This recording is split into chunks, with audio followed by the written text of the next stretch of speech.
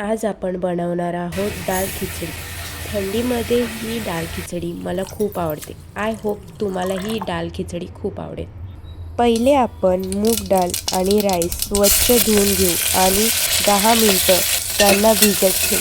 त्यानंतर कुकरमध्ये राई, जिरं आणि लसूण कढीपत्ता चांगलं परतून घेऊ।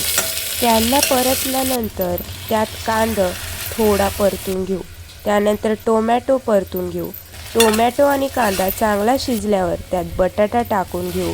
बटाटा पण थोडा परतल्यावर मसाले टाकू, चवीपुरतं मीठ, त्यानंतर भिजलेले तांदूळ टाकू, त्यात पाणी टाकू आणि वर थोडीशी कोथिंबीर।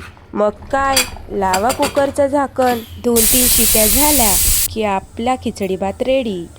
आता मी इथे खिचडीला तडका देत आहे। तडका ऑप्शनल आहे, पण त्याशिवाय चव लागणार नाही। तडका लावा की आपली खिचडी रेडी।